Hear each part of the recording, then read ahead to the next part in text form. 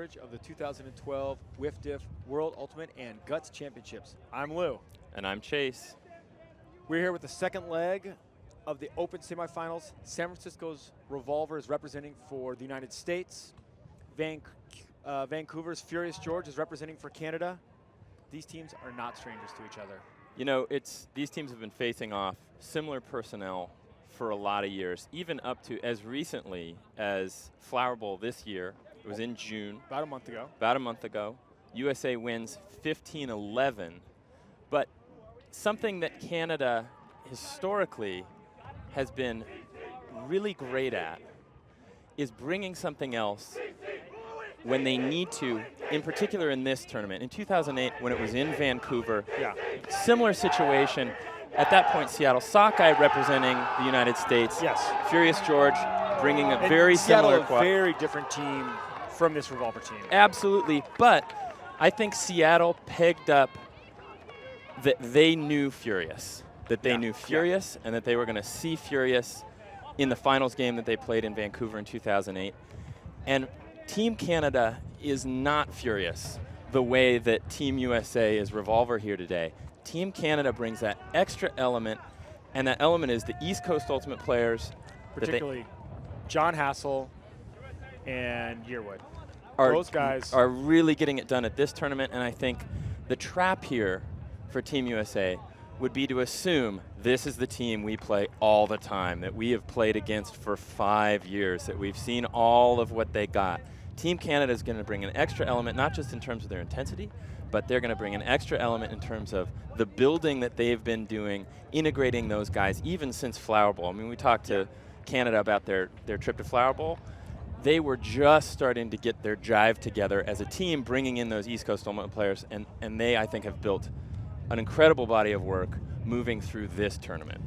The one thing that they will bring in this game that they brought in 2008 is they're going to be angry. We talked with veteran Kirk Savage this morning on the bus, and the very first, we said, how's it going? And he looks at it, he goes, angry. So we start. And the name speaks volumes. The name? Furious George. Yeah. And when they can bring, I think there are a lot of teams that don't thrive on that. No. I think this Team USA team doesn't necessarily thrive on that. But Team Canada, when they can bring that kind of anger and translate that into intensity, they're on a whole different level. Let's talk about Team USA here.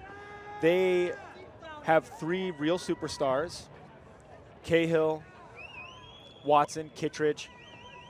They also have sort of a faceless army working for the defensive side for them that's really struggled in transition on offense.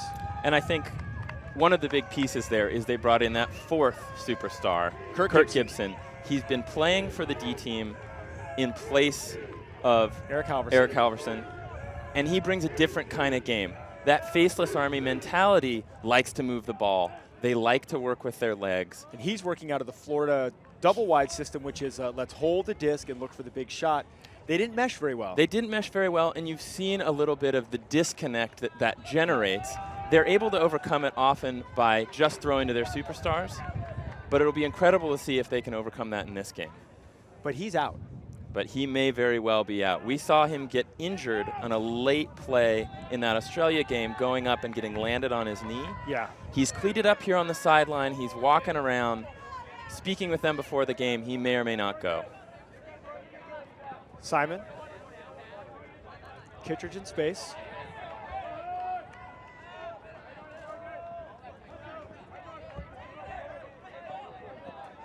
Watson. Really relaxed pace here and by out Team to USA. Kittredge. Easily away from Sanka. That was just a beautiful strike by Bart Watson. You know what I felt like I was watching there? 2-man ultimate. It was just Kittredge and Watson on the sideline playing catch with each other. And you saw the whole pace of that point for Team USA was very slow. 1, 2, 3, throw. 1, 2, 3. And then it allows Kittredge to use his incredible first 2 steps to just generate that separation. Bart Watson knows a good thing when he sees it. One thing that we're really unlikely to see out of this Furious George team, out of this Team Canada, is help on D. Traditionally, and I think we're going to see it here today, they've been a D team that wants to just play on an island. You're going to get out there and you're going to beat your man. You're going to own your man and shut him down, and don't count on anybody else helping you because they're not going to help you. So in that situation, tons of room for Watson and Kittredge to work. None of those defenders come from the offside to help Sanka. No, and I think that's actually something that might really help them in this game if they can win those matchups. And that's the key. Because Revolver with their Faceless Army, they are actually incredible about finding the soft spots when they're getting poached. And I think it's wise here by Team Canada not to do that. Brown to Hassel. Hassel, the big thrower for Canada. Little chess game between Hassel and Russell Wynn. Hassel trying to push back, get a little space. On the mark, finds Pottinger. Galitz, defended by Cochran. Big backpack for the American. Around to Pottinger again. Hassel on the far side. Hammer to Wong. John Hassel is feeling it. You know, we heard from them. He's been only improving through this tournament. And improving his fit, because you see him work incredibly well there with Furious George pieces. Pottinger to Hassel on both sides of the field for big yards, and then he finds Brendan Wong, also out of Furious George. Excellent job of the Toronto player fitting in with the rest of those Furious George players. And I think there's some give-take there. The Furious George players making space for a guy they know can dial up a throw like that. Yeah. That is no small feat. No, beautiful throw. Yeah, kind of running away from it, offside hammer over Wong's the top. a great target. Wong's a great target, but that throw is 8 feet off the ground, flat all the way there. Essentially, it's a backhand, but it's the over the top of the mark. Right. I mean, he knows with Russell Wynn on him that he's got a 5 or 6 inch height advantage. That allows him to just throw that hammer like someone else would throw an open side backhand. Second D point for Team USA. I think Andy Collins bowing to the heat here in Osaka has shaved off that Northwoods British Columbia beard. And it really is a much more humid day today than we've seen. And very still. And very still. I think that's going to help the throwers in comparison to some of the games that we've seen earlier this week. Simon looks off Cassidy Rasmussen. Cassidy was out when we watched them play against the Australians, as was defensive stalwart Mac Taylor.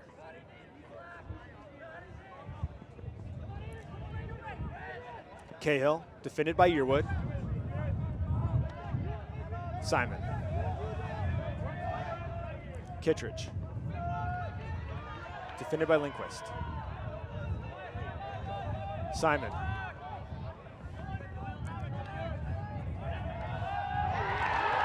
Huge foot block by Andy Collins on the sideline. He is excited about it. Too much just staring down the alley by Adam Simon. Able to let that veteran defender key in. And you saw him throw the immediate fake right after he caught the disc on that huck. And then he just stood up. Lindquist. Yearwood. Back to Lindquist. And Yearwood's on the run. Goal, Team Canada. That's a huge break to open the game. And immediately on both sides of the ball, the East Coasters are making a huge, huge impact. That's GOAT the whole way. We see it's just going to go back and forth. Yearwood and Lindquist, Yearwood and Lindquist. That throw and go by Yearwood was nasty. Yeah, beautiful. He was throwing that flick and was leaning into it the whole way. He knew he was gone. Yeah. Right away a break by Team Canada, and this is exactly how they want the game to begin. One of the things when we were talking to Kirk Savage, that I think the anger brings them and that they're really looking to dial up is a sustained sense of energy. Yeah. When they start feeling the lull, I think they're going to dial back to some of the defeats that they've suffered at this Revolver team. And they're going to bring that intensity, and the goal for them is really dial it up all game long. A tremendous start for them, but they need to bring this all game long, and really Revolver has to respond here. Yeah. They have to find, Revolver has to find a way emotionally to answer against the intensity from Furious. But it's not going to be a voluble response. They're such a calm team. We see that calmness and poise here. Schlag. Vasiliev calls a pick.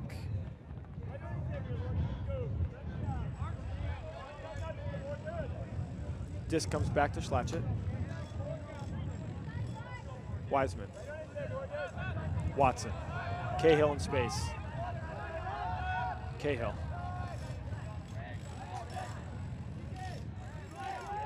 Schlachet. Right back to Cahill. Revolver's looked off 3 or 4 good shots, but not guaranteed shots here, displaying a lot of patience on offense as they're in that sort of orange zone, not quite in the red zone yet. Cahill to Watson. When you're Revolver here, you want to dial up a goal. Cahill to Watson. Rope-a-dope move by Watson. He sucks Hibbert in on the strong side, and he just drifts out, and Cahill stays with him. And you can see here, here's good, the move, drifts out. And no help off the back, just like we were saying. Saraglia had a great chance to help there. Stays with Schlachet. Watson's wide open.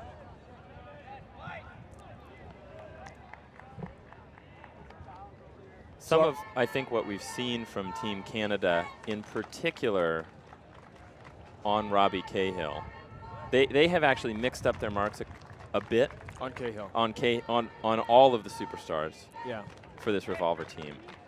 But in particular on Cahill, I've seen more than one occasion where whoever was marking him brought a lot of physicality. Yeah. And Robbie is the kind of player who's so calm. And the strong. The physicality doesn't fluster him, but it makes him check through his rotation. He's not going to let go of a disc in a physical situation. He's going to throw a good hard fake, but that really might help Team Canada here. Slow him down. Savage to Brown. Travis on the mark. Poach from Taylor forces it back to Savage.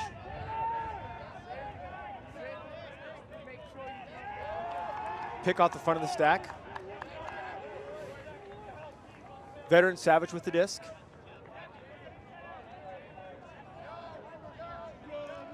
Finds Hassel. Galitz. Soft containment D from the Americans. Menzies. Pick called. Wong's going to send it back to Menzies.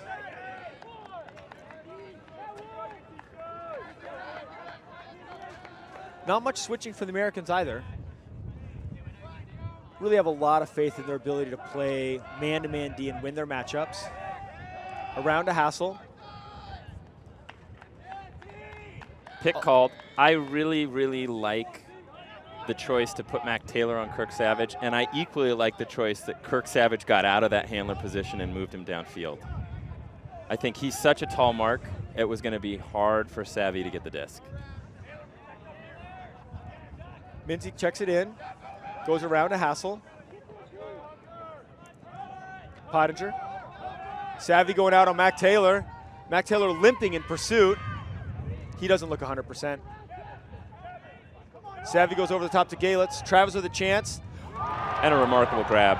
Travis got a big piece of it. Galitz somehow able to hold on. Mac Taylor not healthy at all. That's the reason for that matchup. They want him on the field. Incredibly crafty play from Kirk Savage to recognize that Mac Taylor's not at 100%. A healthy Mac Taylor gets that block every time. Going away. And then I think Savage got away with one there. Yeah, agree.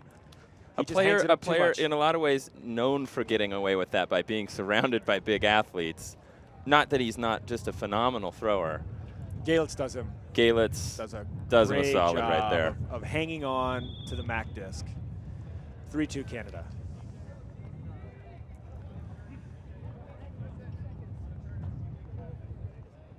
Here's the nice bid by Travis. Great concentration. That was a big piece. Collins to pull.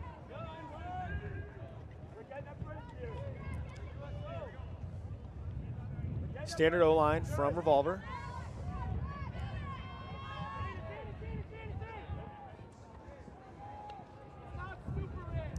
O-beat pull.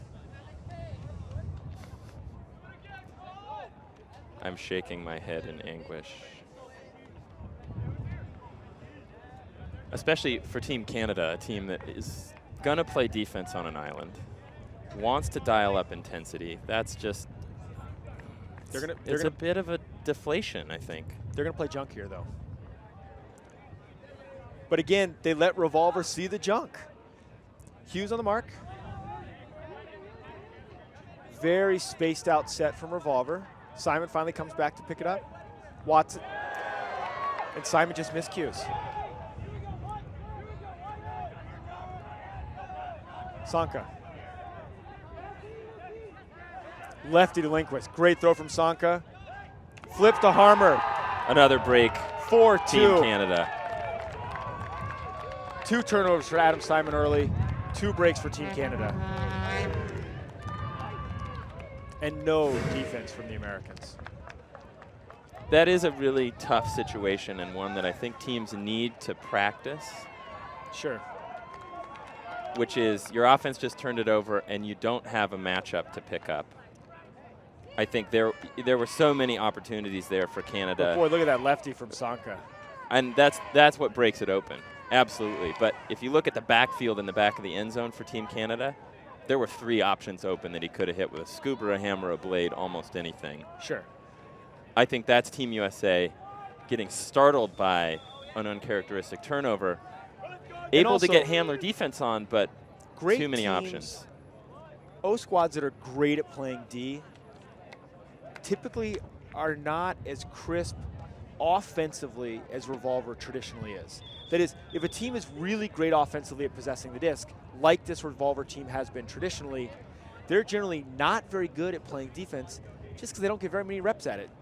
Whereas a team that's a little worse offensively, a lot of times can be better on the defensive side in transition.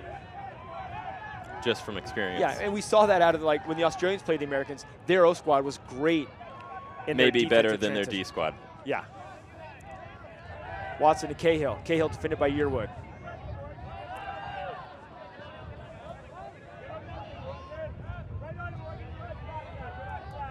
Hester. Kittredge. Defended by Soralia.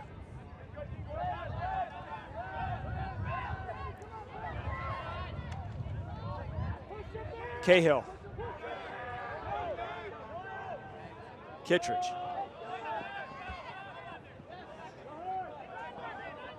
Call. I think travel called here by Mark Straglia.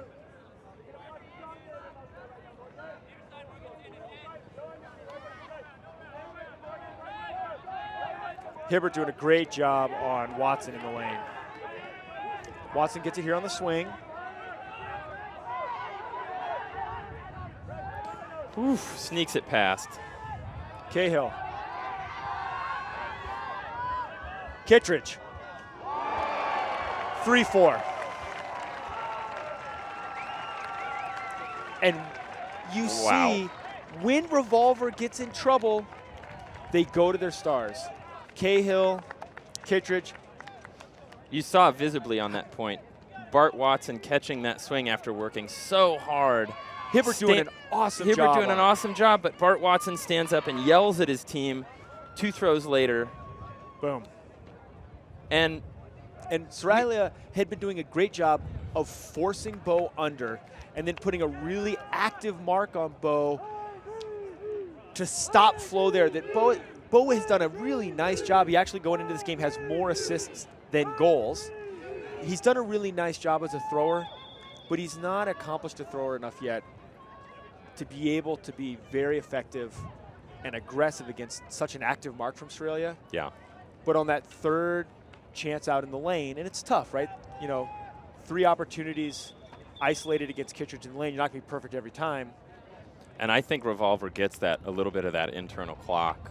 Call it impatience, call it what you want, but at a certain point, everybody knows they're going away. Like everybody on that Revolver line knows they're going away to Robbie or Bart or Bo. Like, we're tired of playing offense, let's just chuck it.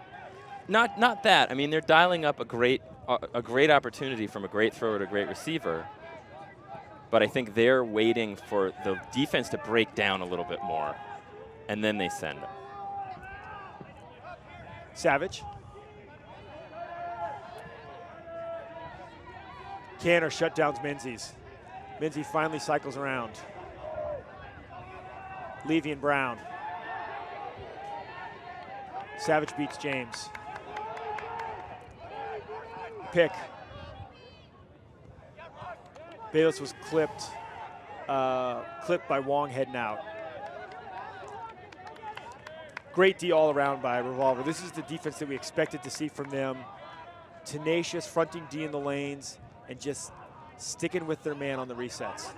Wong beats Cochran.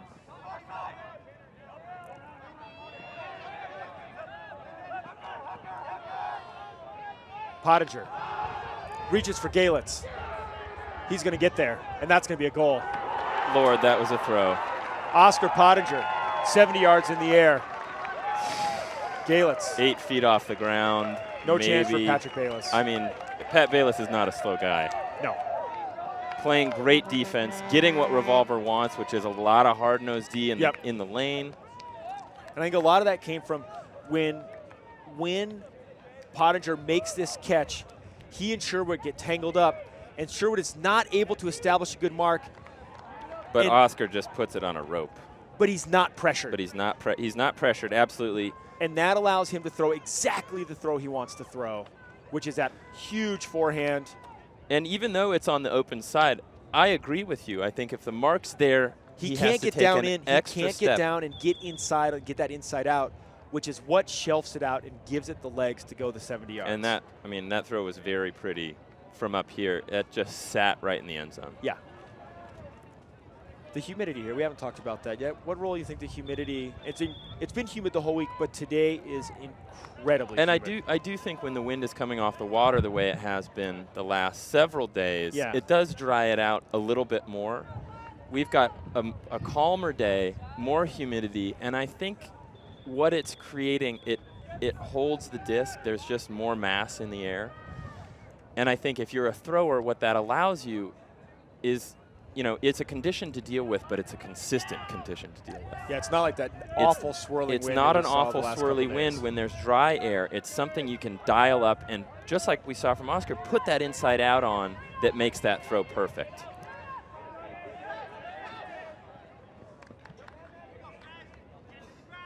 Rasmussen with the disc.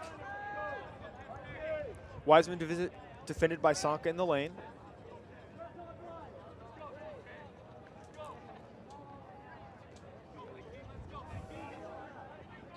Cahill. Pick on the side stack. Foul called on the mark here.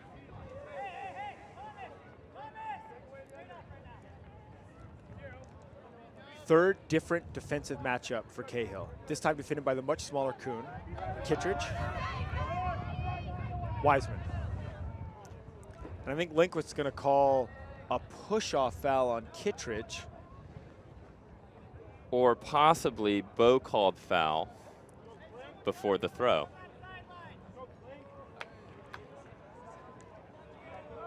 I think considering how much talking Link's doing, it's a Linkwit's calling Tenuous the call. foul on Bo. Watson.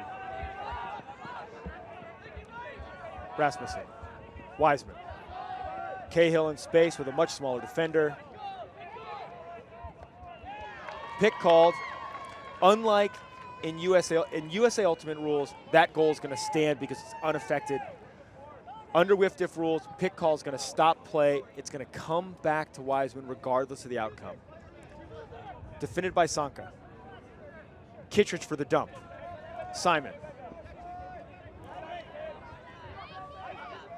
Cahill.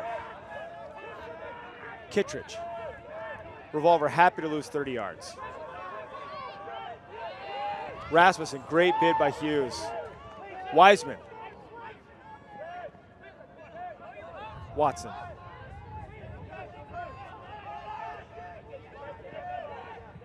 Kittredge.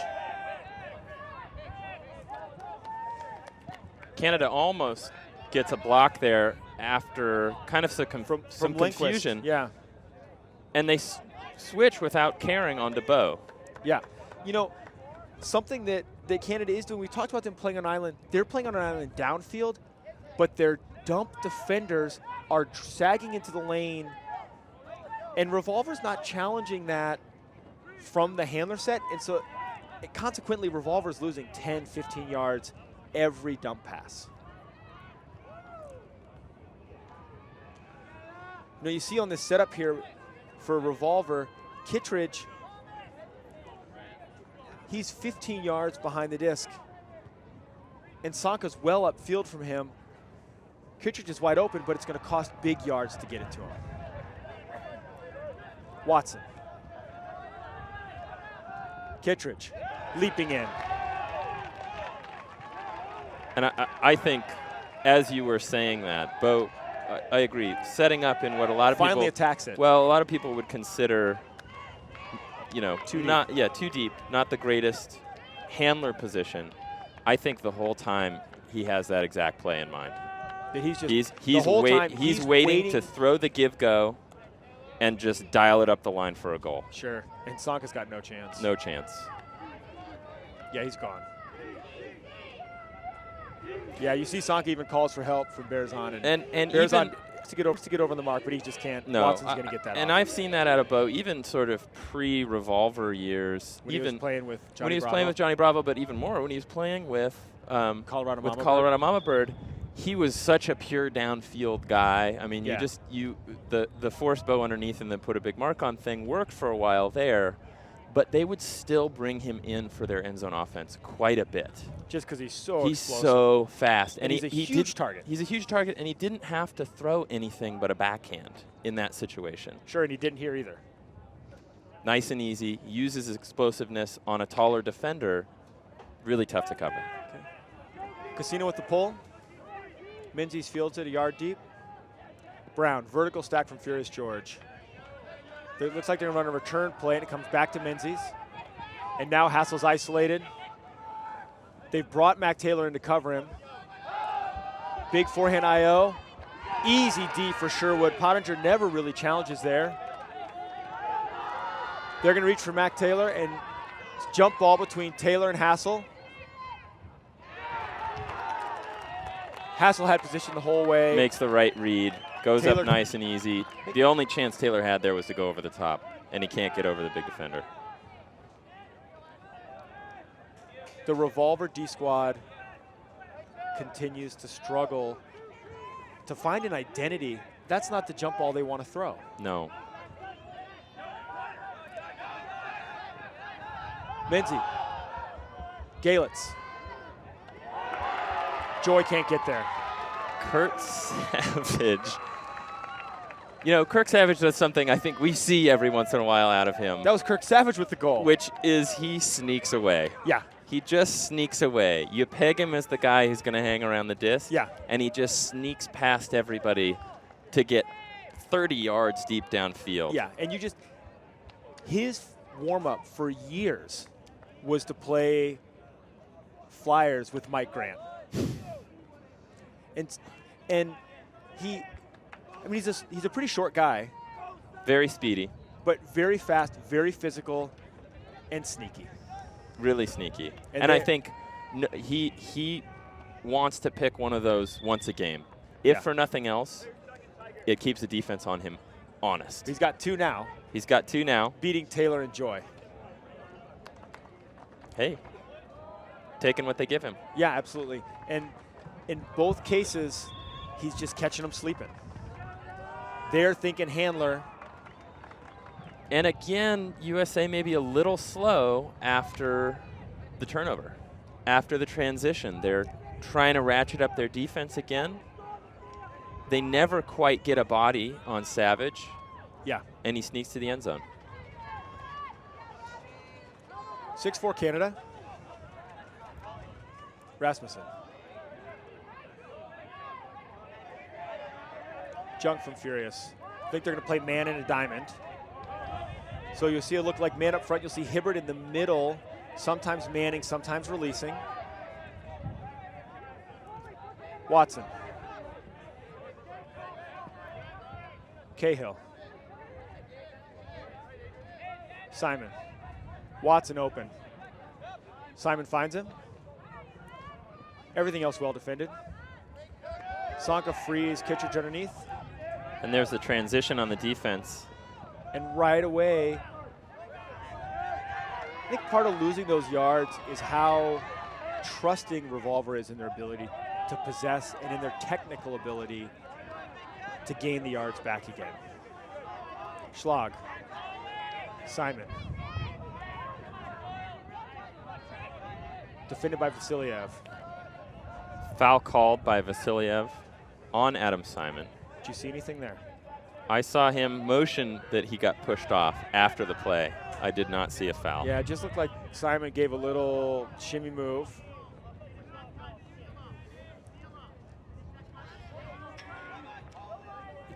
That's a touch foul. Yeah. Watson. Kittredge. Sonka just giving the under. Cahill in the lane. Sonka gives up a foul here. Shakes his head knowing he shouldn't have done it. You never foul on stalling 7. You never foul on stalling 7. Rasmussen. Wiseman. Cahill.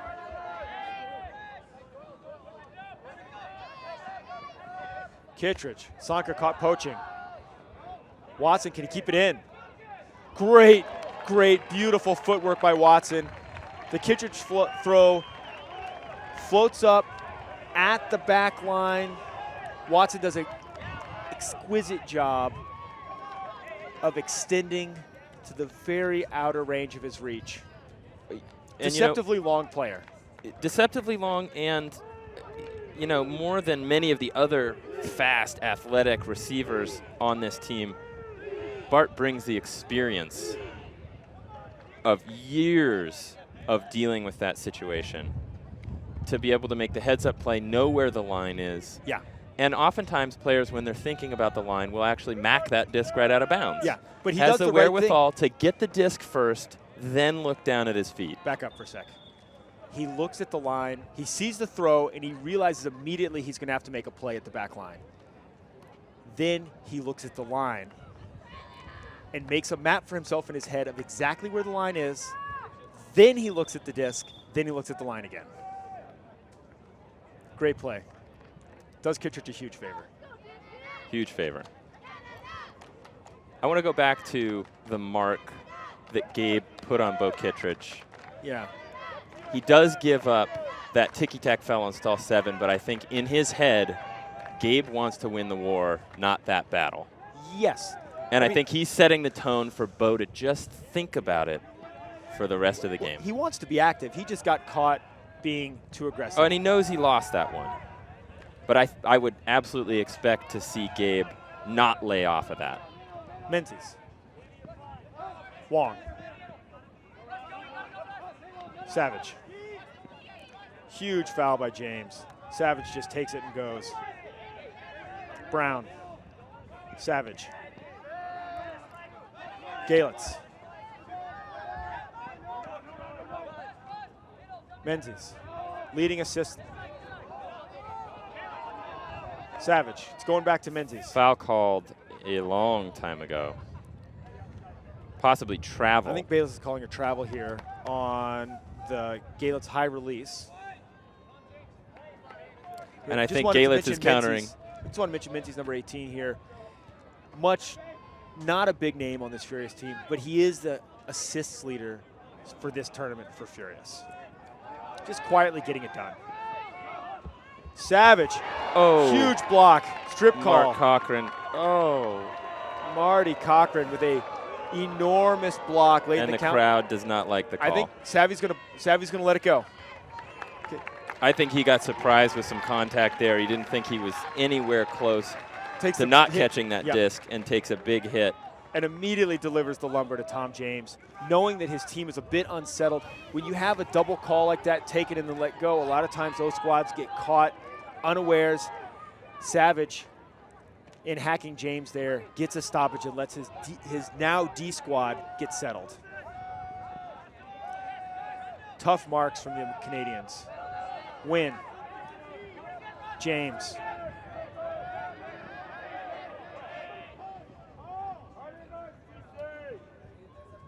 And in a moment of quiet, we hear Captain Hibbert yell, "Harder marks, Furious." In the time when the disc was coming back after a foul call on the mark. Yeah, exactly. So we're back to win. Not great D here from the Furious O squad. Now they dial it up. Sherwood. Cochran. Sherwood. James. Win. Cochran. Guys wide open all over the place underneath. Canner. Another call. Canner defended by Menzies. Sherwood.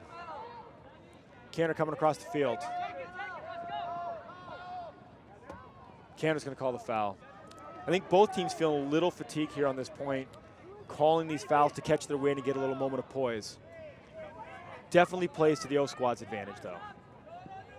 Cochran coming under, but back to Sherwood. Win open on the weak side. Canner. Pushing him back. And then double move by Wynn. Canner goes for the goal. Looks like Wynn's going to have it, and he does. Tie game. USA breaks back 6-6. Sam Canner uncorked a beautiful huck there when it mattered. Great move by Russell Wynn on the back of the end zone. He motions out, comes in.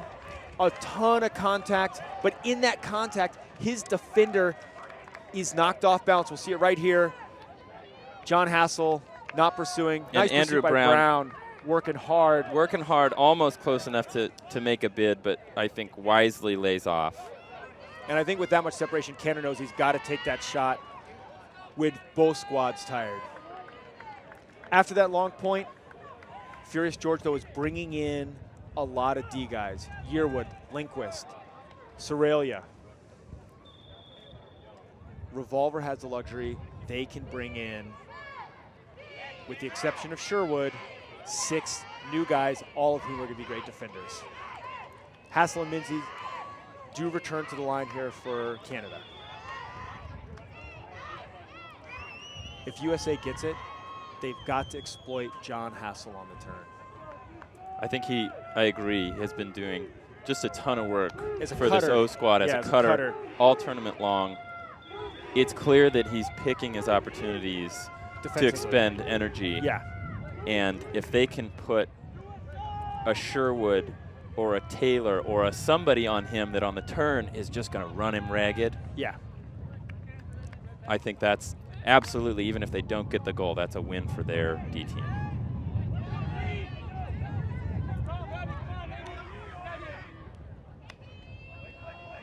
Underhill with the disc. Dropped right away. Achrelani.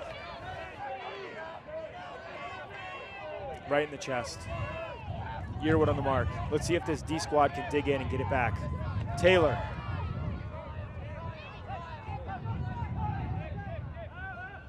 Kawoka. Sherwood. Joy.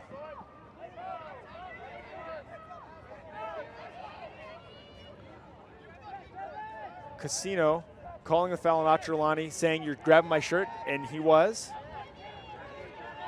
Some angry voices from the sidelines about that one. Joy to Sherwood.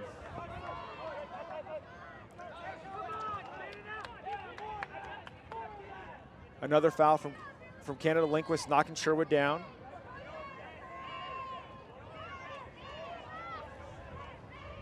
Lindquist wisely moving fast there. He kind of half laid out and almost gave Mark Sherwood the easy inside out for the goal. But he gets off the ground quickly and ends up bumping Mark getting up. Joy and Sherwood, patient. Kawoka bobbles and catches it. Goes around. He's going to call a foul on Menzies. And I think in here you see a little bit of the disadvantage that the fouling Mark game generates, which is that I think Kawoka really turns it over here. But because the Canadians are being so aggressive, he's going to call it off. You know what he did? He got fouled 2 seconds before he threw. Allowed it to put him off balance, and then unwisely threw the disc anyway. Menzies. Hassel. Yearwood going out.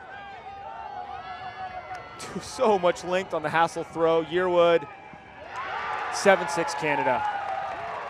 Golden opportunity wasted for Team USA. Again, struggling to convert on the turn.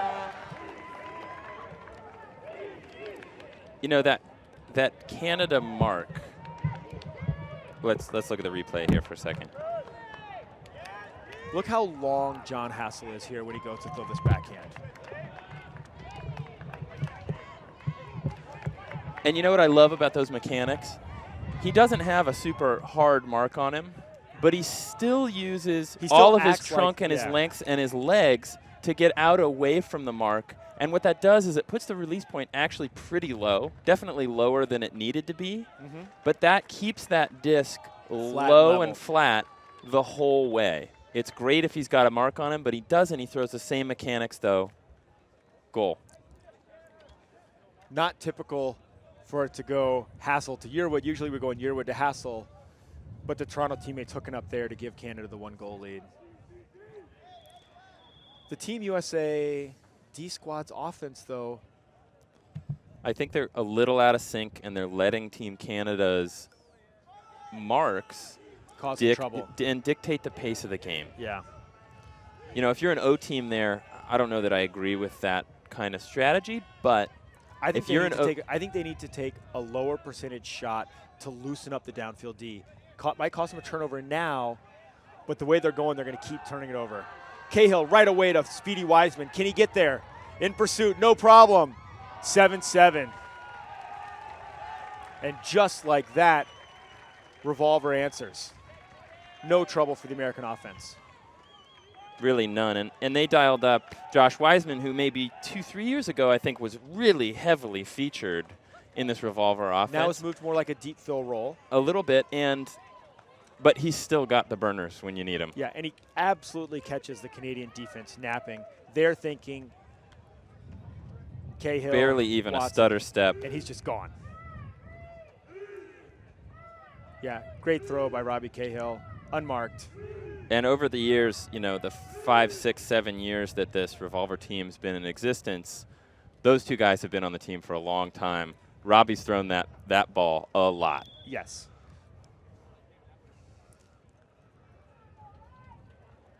(7-7). We are late in the first half here, and we see a strategic adjustment from Team USA that we saw when they were struggling with the Australians, which is to bring in some of their big O players to help them out on offense. In this case, we see number 50, Bo Kittredge, on the D-line. Interesting position to be in. 2 points left that you have to score before half. Bo clearly indicating he's good to go both ways for a few points. Yes, and if this were to turn into a long point, you can always, neither team has called a timeout, you could always call a timeout and give him a rest if you want to put him back in for a second point. Savage, marked by James. Sherwood on Pottinger. The Americans bring a little lumber of their own.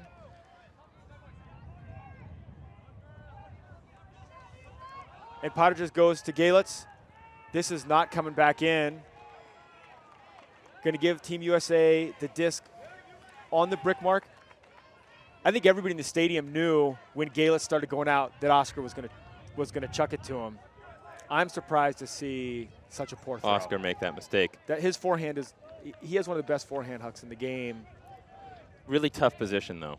Just right on the sideline, straight down the sideline. Right on the sideline, right down the sideline to a receiver that really started rather close, made an in-out move on that sideline.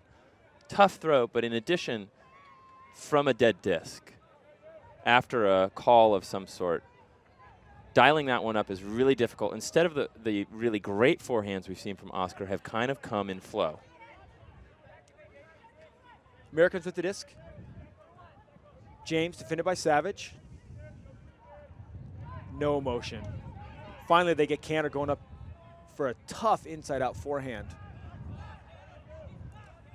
Calls foul on Menzies.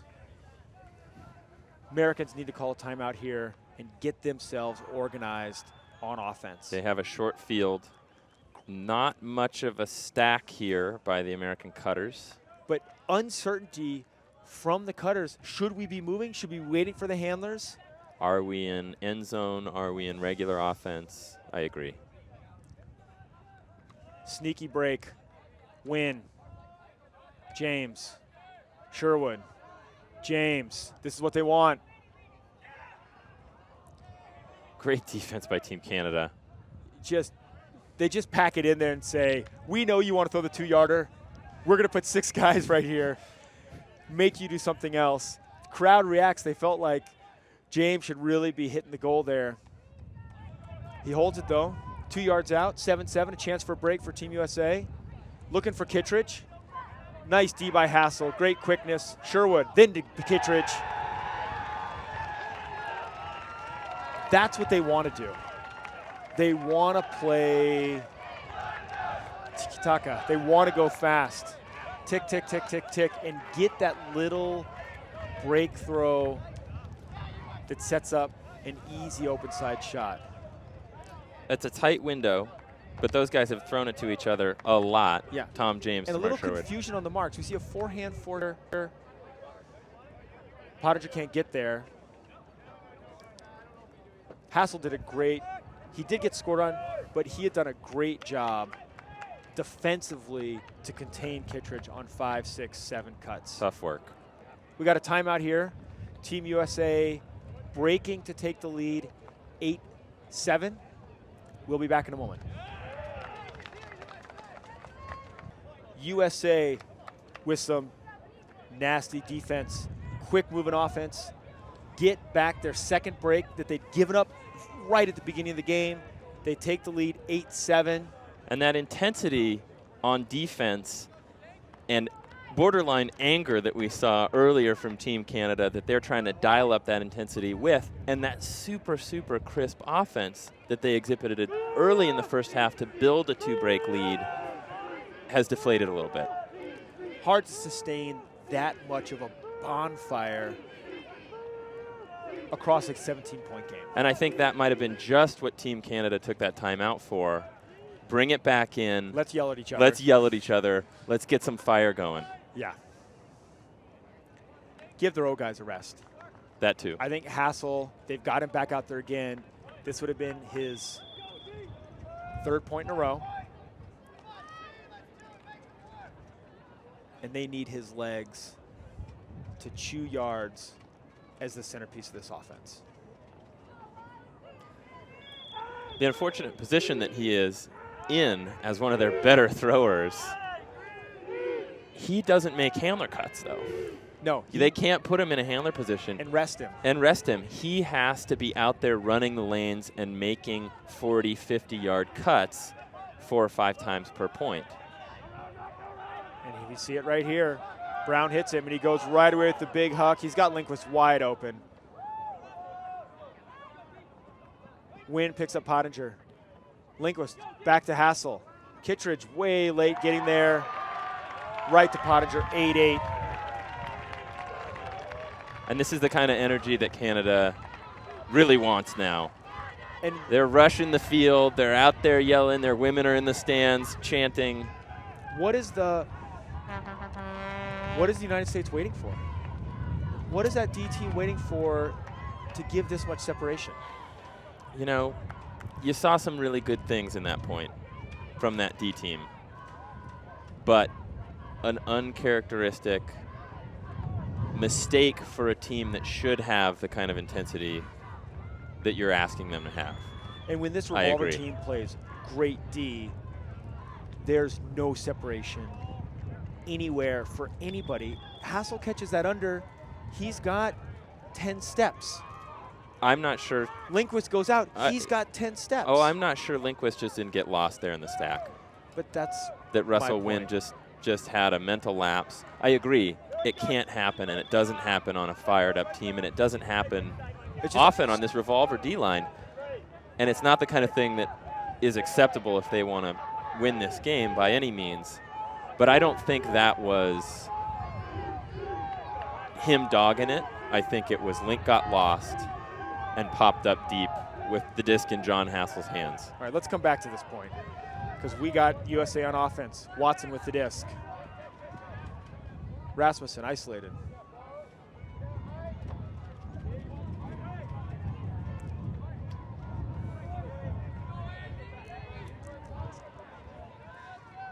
Watson, guarded by Hibbert. Collins poaching. Watson with a big forehand to Cahill. Sonka, Yearwood, but it's all Cahill. Wiseman. Anderson. Halftime, 9-8. And that's an ugly way to get it done, but you get it done with your number 2 to your number 1 or your number 1 to your number 2, however you want to say it. Sure. Bart Watson, Robbie Cahill. Just a jump ball. A jump ball, but look, look how strong he is. Oh, holds Yearwood off. Pushes the pile back with Yearwood draped all over him. The poise to turn and throw an easy swing. Wiseman goal. Why did Yearwood come around to the back side of that play? He had front side position and intentionally came around Cahill. I'm not sure. You know, maybe if it's a one-on-one situation. No, here it is. Look at this. I know, and if Yearwood feels like he's not going to get any help on the backside, maybe he thought he was getting better position. But knowing that that's a jump ball and your teammates are coming on the back. Yeah, I mean, Sonka's right there on the backside. You absolutely want to establish first position in front, make Robbie go up. Between two guys. Between two guys. Yeah. So after some initial troubles, the United States is able to pick up a couple breaks late in the half and get back on serve. Team USA 9. Team Canada 8, halftime. For Chase, Lou, Next Gen Ultimate, we'll be back in a moment. Welcome back to Next Gen Ultimate's coverage of the 2012 WIFDIF World Ultimate and Guts Championships. Right at the end of halftime, Team USA up 9-8, struggling on D a little bit. They are, and we've seen spots where they've had great D, but here you see John Hassel able to get 10 yards underneath, just being backed by Bo. Bo doesn't care. And then Lindquist is open going away. There's, barely effort to set up, and it's in a place where we really saw them or have seen them do great, which is coming down on the pole. Team USA do great. Coming down on the pole and able to create a lot of difficulty for those cutters coming out of the stack before they start their cuts. Creating a lot of pressure everywhere. They're not doing it right now, and Canada is exploiting it. I want to give Team USA a little bit of love here. We've been hard on them on their O squad, but when they get running, and you see here, they get out, they get running, they're using their legs. Something I think that's given this USA squad trouble, and all the D squads here trouble, is that teams stack their O-lines with their best players and their best athletes. This is a Revolver D squad that has to go up against some of the best players in the world all the time. But the one advantage that D squads always have is fitness. And in that situation, we saw them using their legs, no fancy throws there, they're using their legs to win the point with fitness, and that's how they have to move forward here. That's the key for them to find success. USA starting on D. Casino with the pull.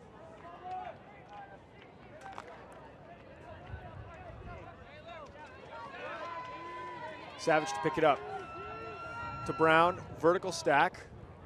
We've got a collision right away between Travis and Brendan Wong.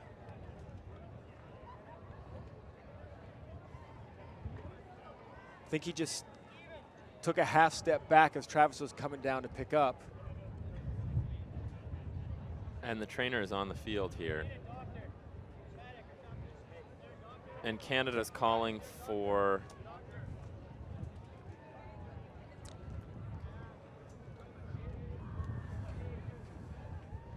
We're going to take a break here, folks. We'll be back in a moment.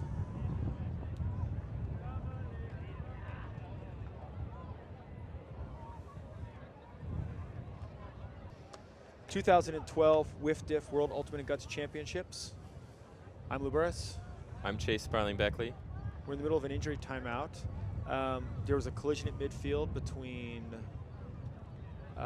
two players, USA player running down, and just a little accidental back step by Brendan Wong. Trainers are out on the field, checking to make sure he's okay.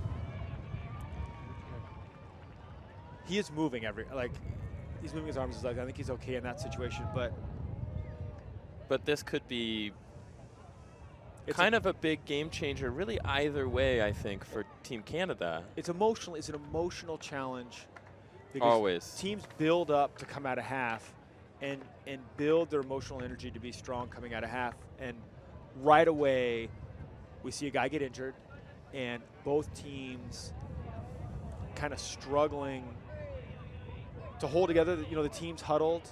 They're talking together. And Wong is going to get up. Great. He's going to walk out the field under his own power.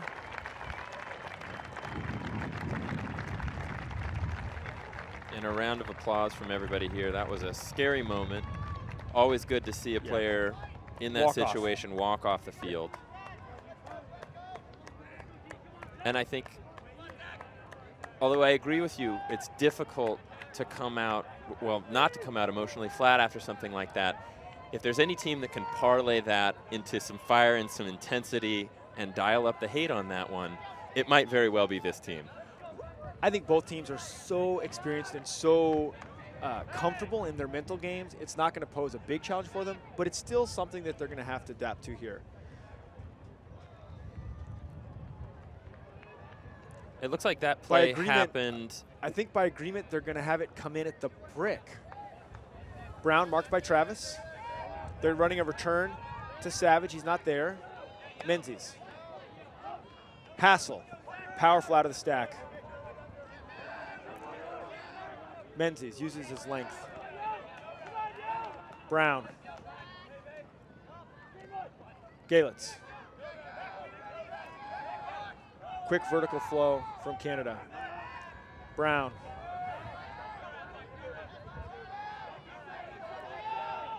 Finds Pottinger on the inside out.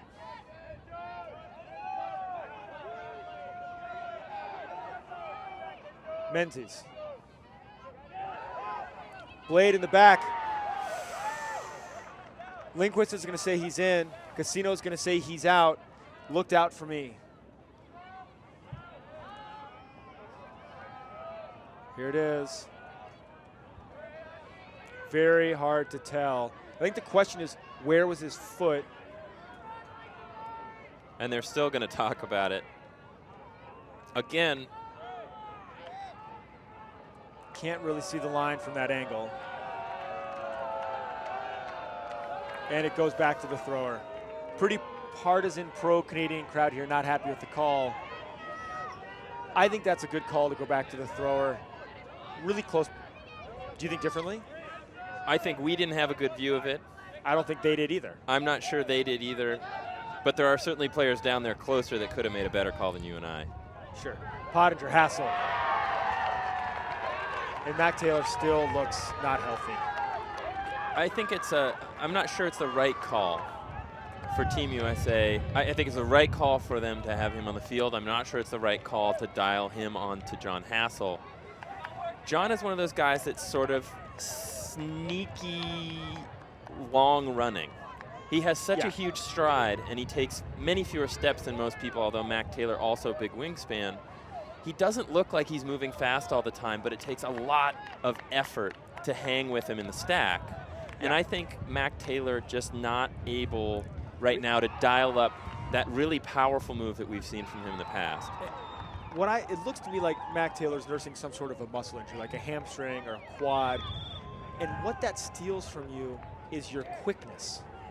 You can find inline speed with an injury like that, but that your snap and explosion, your quickness is not there. And I mean, his height, his leaping ability, great. It's his quickness for a big man that sets Mac Taylor apart as such a great defender. Especially on defense. I think on offense he could get it done because he knows where he's going to go. But he needs a better matchup. He needs a better matchup on D. Cahill. Watson fronted. Simon. Watson.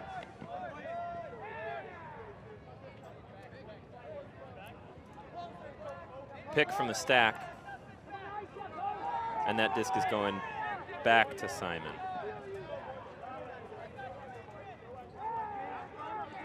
Watson in isolation, defended by Hibbert. I think we'll see Hibbert really play the under here. But he does give it. He gives it up to Bart Watson. Bart Watson going immediately to Cassidy Rasmussen. Defended by Sanka. Great throw by Watson. Kittredge in space. Wiseman.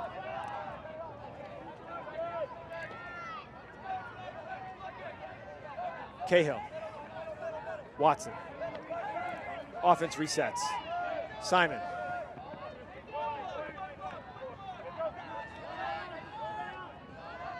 Kittredge. Wiseman in the front. Just works back and forth. Beats Doyle. Great point for Wiseman. Great point for Wiseman. Great cutting. And the Team USA offense, I think, got back to a little bit more of their trademark, which is really smart shots in really great situations. And then once they're there, they're so patient in the red zone. Look at Wiseman work. He works here. Just going to come back around to the far sideline. That's tough.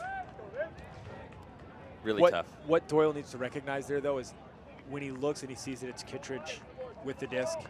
Don't over-pursue on the break side. Don't over-pursue on the break side. He may still beat you there. If he does, you just shrug and say whatever. But you gotta hang tough and stop the move back to the open side. And especially with an active marker, the way Mark Sraglia is, covering Bo, you want to be able to put your faith in him. Yeah.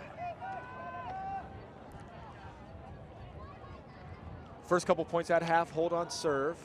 Team USA is up 10-9 on Team Canada. And we're on serve for the game here. 2 breaks apiece.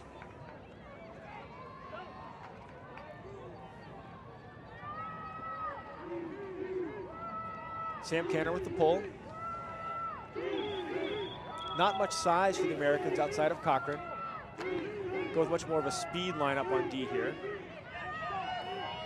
Likely to see Sherwood or Cochran draw John Hassel.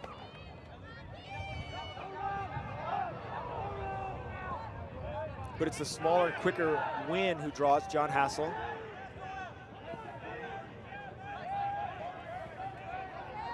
Nice D by Sam Canner. Tom James with a block. Great D by Sam Canner. Mark Sherwood with the disc. Looks for Wynn. Looks for James. In a crowd. Tom James for Mark Sherwood. Break Team USA. Break Team USA.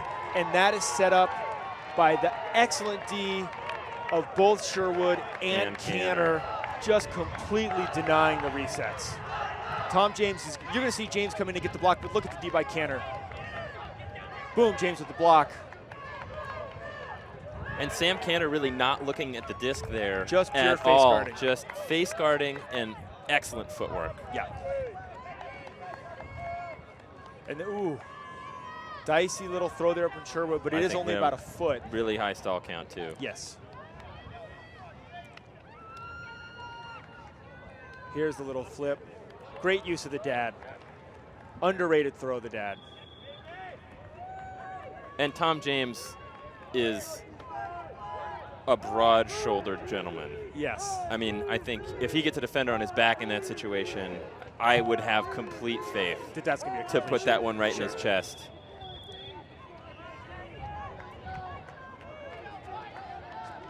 Mac Taylor with the bruised knee, back in to play defense. And earlier we kind of, from the appearance of it, had diagnosed it as maybe some kind of muscle sprain. Bruised knee, though, really similar in terms of how it affects your function. You can get up and find speed In a straight line. in a straight line, Certainly. but quickness is so tough with an injury like that. Brown, vertical stack. Furious has brought in some deep players here. And again, Mac Ochelani Taylor and is Collins. going to guard Hassel. John Hassel. We're going to have a pick or foul call here. Pottinger and Sherwood getting tangled up. Oscar all smiles coming back to the stack.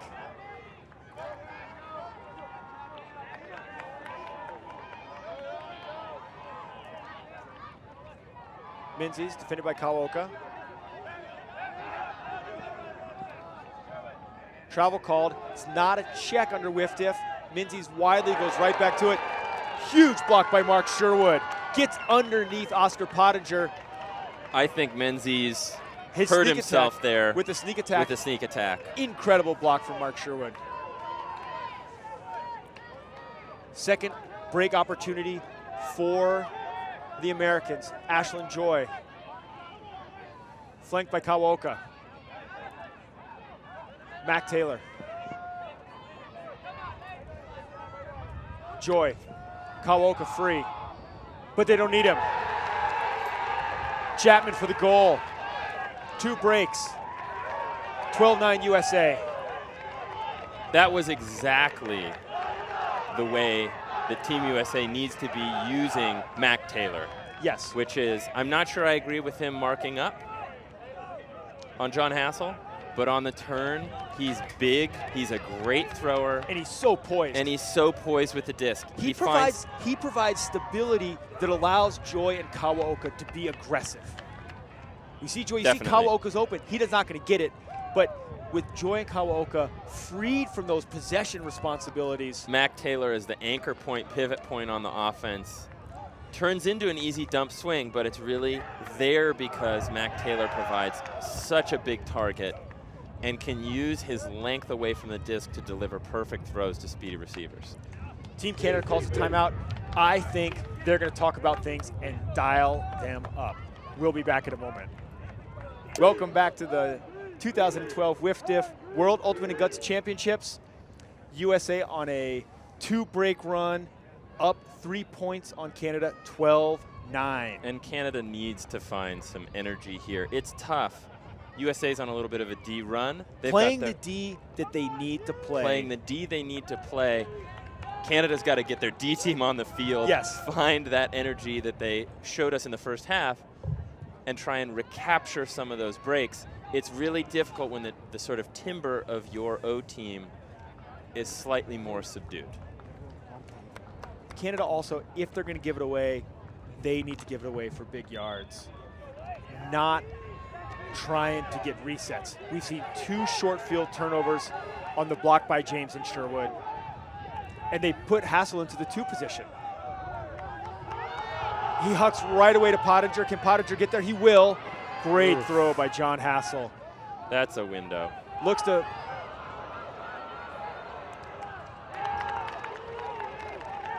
Really uncharacteristic mistake.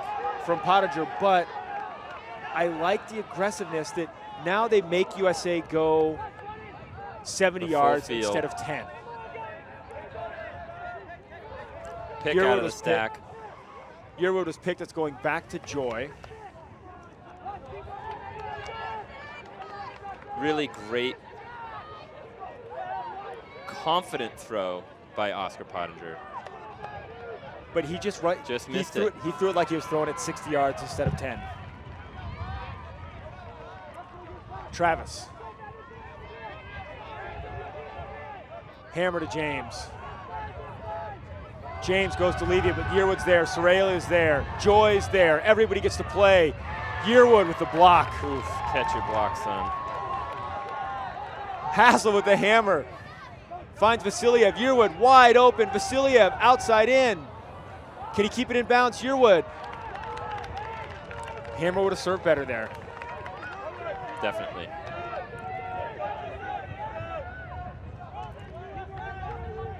I think Vasiliev saw teammate Hassel with the quick hammer. Should have taken a page from that notebook. Yearwood's so open too. Once again, anything that's in bounds anything that's in bounds is a goal. Joy. James. Win open. James finds him. Hassel with a chance. I think we're going to see a strip call. No strip call. Vasiliev. Call on the throw. It's coming back. James calls a.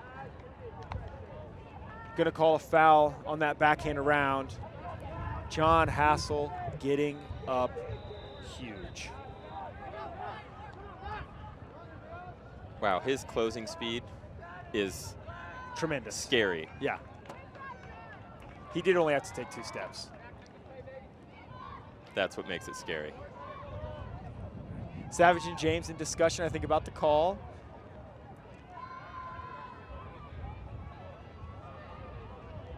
I think Savage called a travel on James, and now there's confusion about whiff diff versus USA Ultimate rules about where possession should go. Savage has walked over the sideline in discussion with some of his teammates about what should happen. I think Savage just is trying to think like, I want the turnover. Can I argue my way into this turnover? And he is not happy. No, I think he's looking to anybody like, hey, here's my argument. Will you agree with it? But no takers. No.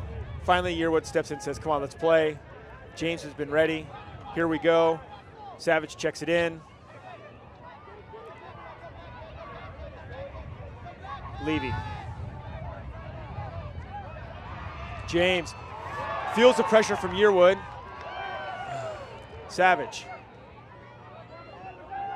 wants to go to Yearwood. It does with the blade. There it is. Not a block, but great insight, great pressure from Yearwood to force the James drop in that tight little area. And I think a big part of what made that happen, Sam Canner got really shut down, I think, by Vasiliev over on this side of the field. Yeah. On what is normally the second option reset for that revolver offense. Vasiliev does a great job to just get on the underneath side, put down his shoulder, and force Canner away instead of for the easy out wide reset. And that causes a lot of confusion in how that offense works, because the downfielders are used to the cadence of boom, boom, now we're cutting, boom, boom, now we're cutting. And all of a sudden, everyone was open, and then no one was open. 2 players there to highlight. Savage and Yearwood bringing defensive intensity to that O-line with Revolver looking for their 3rd break in a row. Huge stand by those 2 guys. That was a really important point for Team Canada. To get it back. And USA banks that we're looking at 13-9. Instead, it's 12-10. Watson.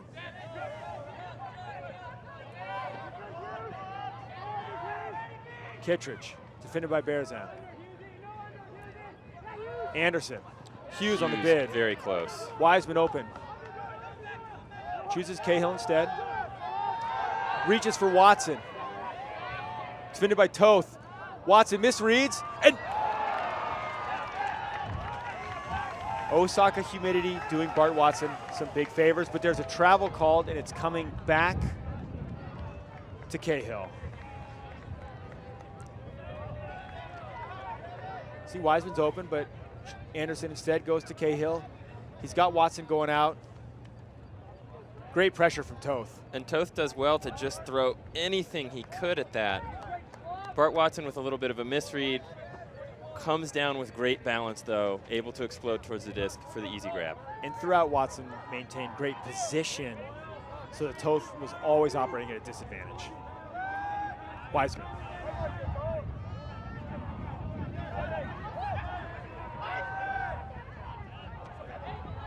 Anderson. Schlachet. Misses Kittredge, but it comes back to Schlag. Pit called.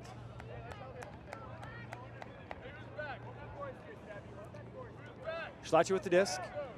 Watson in isolation out in front of him, defended by Liu.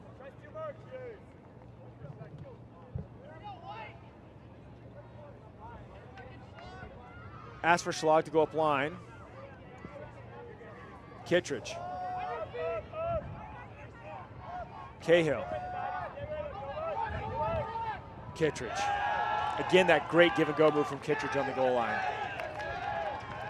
Whew, that's tough. It's really tough. And the defender really tried to put a bit of a body on him, get the inside lane and get in front here.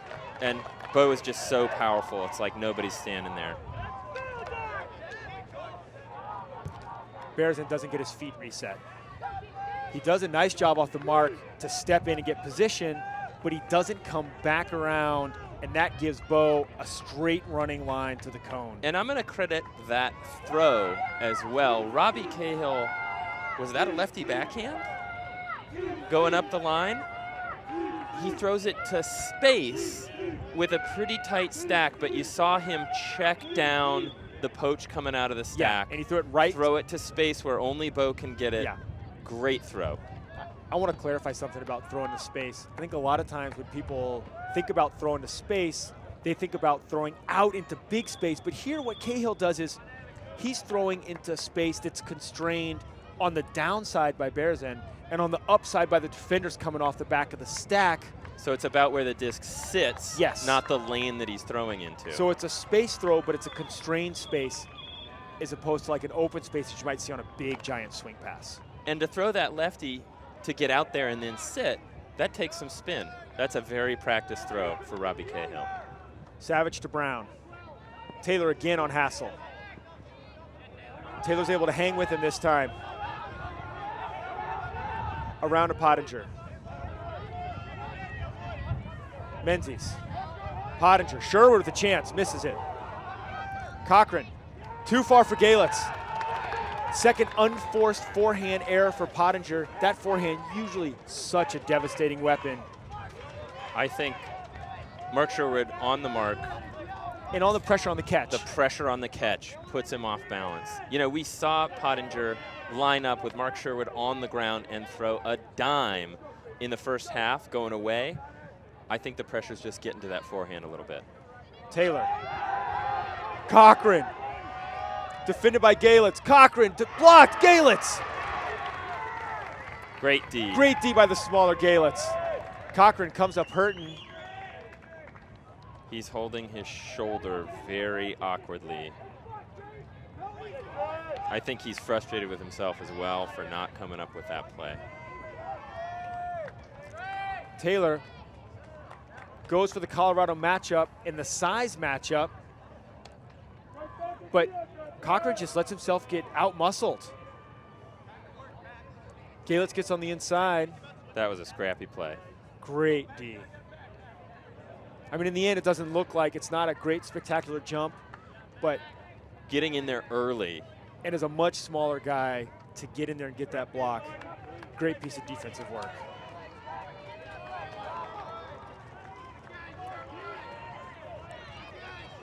Furious, turning it, and then scrappy defensive play, getting it back. Savage, marked by Casino. Taylor on Hassel. Rowe with a great poach bid. Switches on to Pottinger. Lindquist.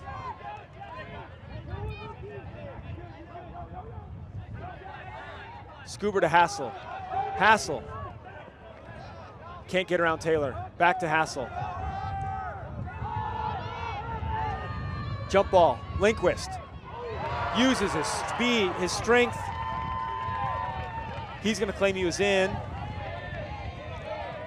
Bayless is saying the very pro-Canadian crowd agrees.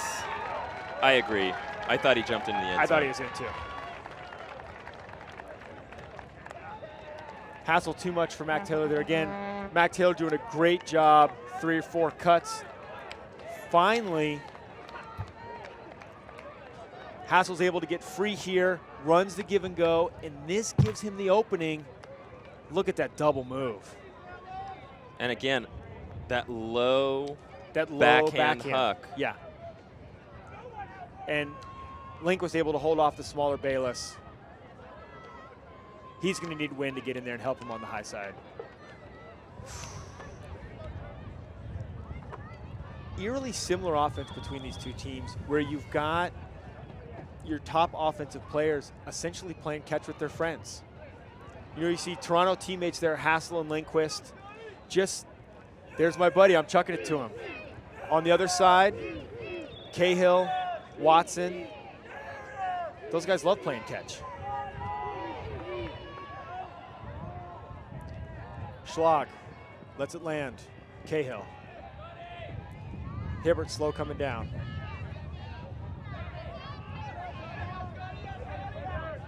Wiseman.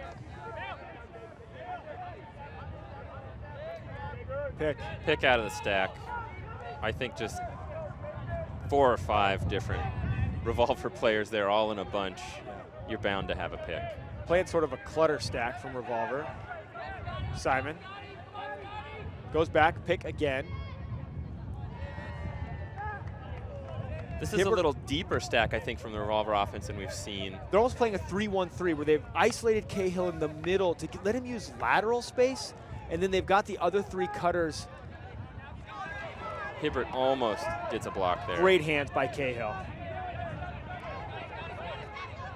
Vasiliev, Achalani in battle with Simon. Simon goes back to Cahill. He's got Kittredge going out. It's defended by Bearzon. It's going to be a jump ball. All Kittredge. And once again, we don't see Kittredge necessarily 18 feet off the ground. What he does well is he gets to the spot first using his speed. He goes up and he's certain, I think, goes up with 2 hands. And in fact, because of the defensive pressure, only gets it with 1. Yeah, what he does is most players, when they shield position, shield it from the ground. He's so strong and such a great leaper. He shields that position in the air with his body. He's still playing position when he's 2 feet off the ground.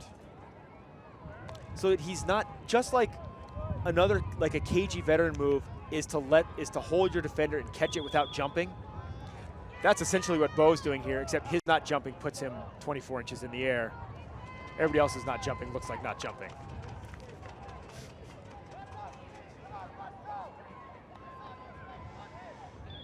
Team USA 14, Team Canada 11.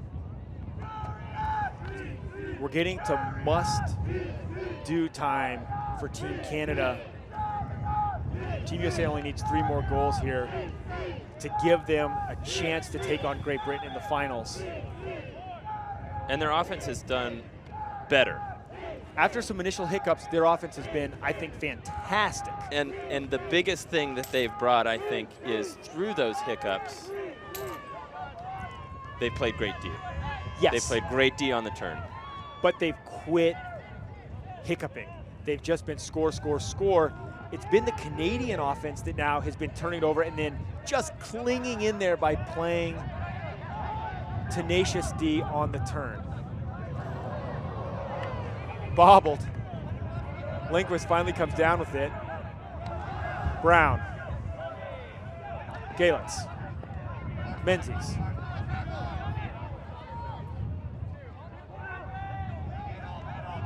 Sherwood calls for the switch. I think Greenwood.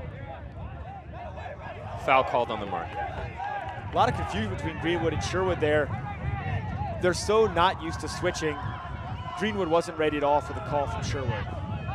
Lindquist. Great reset D. Levy with a chance. Backpacks Brown. Brown comes up right on the goal line. Menzies.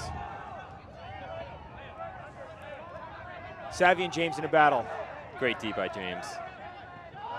High count goes around. Sherwood versus Galitz on the sideline. Sherwood. Tough spot for Galitz there to defend. up on the sideline. And really being guarded by both Mark Sherwood and the sideline on that throw. He's got to pay attention to way more factors than the defender does. Yeah, and Sherwood, you see able to take that extra step out and get the block. But let's credit that block not to Sherwood, Great but defense. Canner and James, again, tenacious handler D. Finally, I think we're starting to see the revolver D we expected defense. to see the rest of this tournament. Crucial defensive stand for Canada here. Ashlyn Joy walks up. Bit of a crescent stack from revolver. James goes up the line. Nothing there for Joy. Finally, Wynn comes back. I think we're going to see a foul here on Hassel. No contest. He agrees.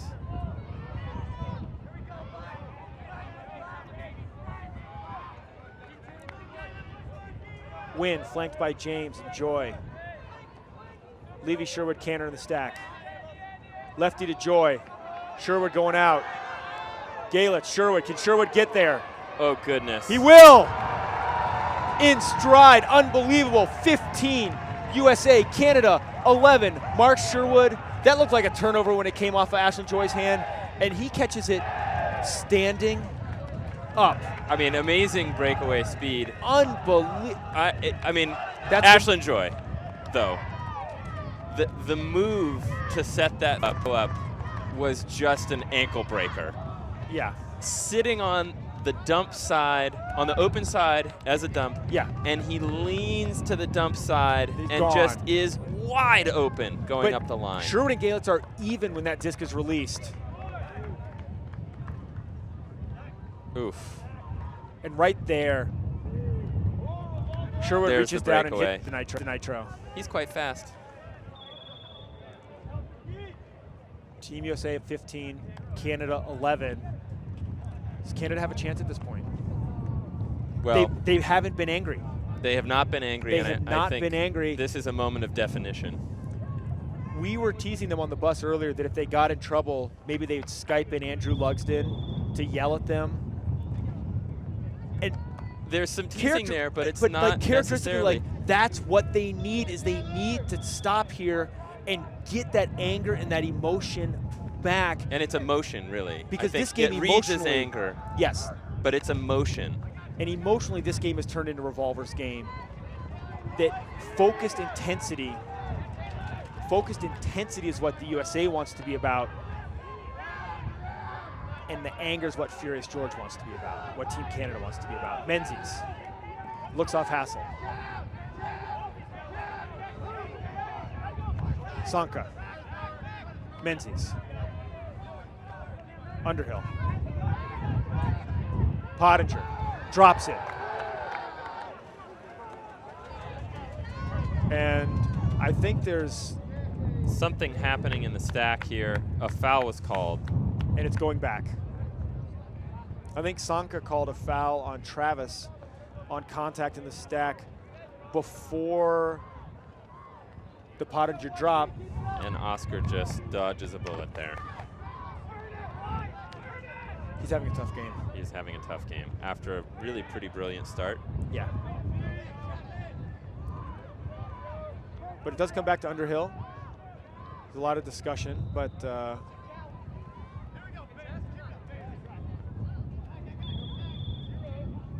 to be coming in on 0. Underhill marked by Casino. Menzies, defended by Kawoka. Finds Sanka, defended by Travis. Sanka on the sideline. He's got Yearwood out in the flat. Defended by Cochran. High ball. Yearwood adjusts Well and takes it tracked down. Pottinger. Sanka. Pick called. Back to Pottinger.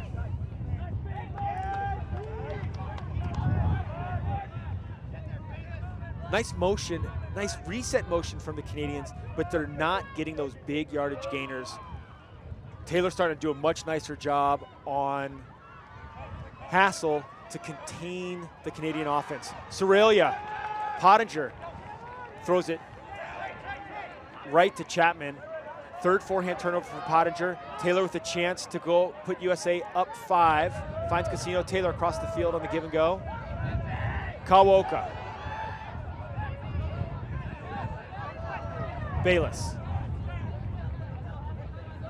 Kawoka. Taylor. Revolver slows it down. Big strike to Cochran, defended by Yearwood. Cochran puts a hand on it and can't hold. Lucky break for Canada. Yearwood bringing it back up. Hassel. He's got Menzies going deep. Hassel's going to take a reach for him. What a throw. What a throw, and a great change of pace from Menzies. Menzies to Pottinger. Can Pottinger get there? He can't. I think that's fatigue. You could see the fatigue on the end of Menzies' run. And on the way that that disc flew, not enough spin, not getting his whole trunk into that throw. It just kind of tails away. And you can see Oscar is burned there. They've been working so hard on O and D. Casino with the disc. Side stack in front of the disc. Swung to Kawoka. To Taylor. Calls timeout. So with USA looking to go up 16-11, they're going to call timeout so they can kind of get their offense settled. We're going to take a short break. We'll be back with you in a moment. Welcome back to the 2012 WIFDIF World Ultimate and Guts Championships. Late in the second half of the Open Division semifinals, Team USA up 15-11, giving the Canadian offense fits. And I think this Canadian offense has really been hurt by losing Wong. Brandon Wong. Brandon Wong, he's a lane cutter. So much speed. But he's got so much speed, and he fills a role now that they've had to bring a couple of players over from the defensive team. Underhill and Collins. Can't quite get it done in the same way. It's really enabled Team USA to clamp down on Hassel in particular. And they're going to throw a jump ball here right away. Easy D. That's not what you want out of a timeout for Mac Taylor.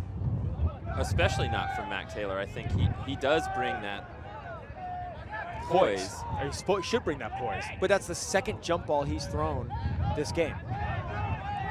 Hassel looks at Yearwood. Gets him underneath instead. Pottinger.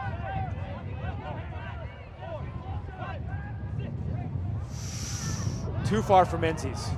4 for Pottinger. Really excellent bid by Nick Menzies. The scooper there, the lefty backhand, something that's soft. And because Menzies got so much room. Well, then to have to go, that was a loose mark. To have to go around the mark, I think hurt him there.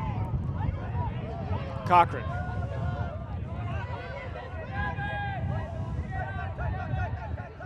Very patient from Cochran. Kawoka. Right to Yearwood. Australia, Menzies.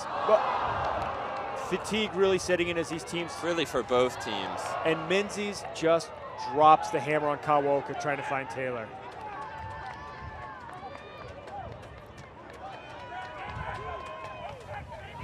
Pretty cynical foul there for Menzies. Kawoka still gets Taylor. He's just going to go right away to Travis, defended by Hassel. 2 big men in a battle. Hassel. John Hassel. 3 for Mac Taylor. From a handler position.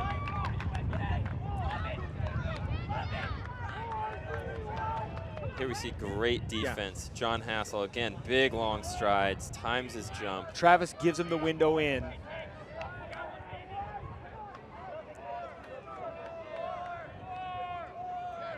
No adjustment for Mac Taylor in what he's choosing to throw. You know, having missed twice, you might see more caution there typically, but no fear. Hassel with the disc though. Scuba to Australia.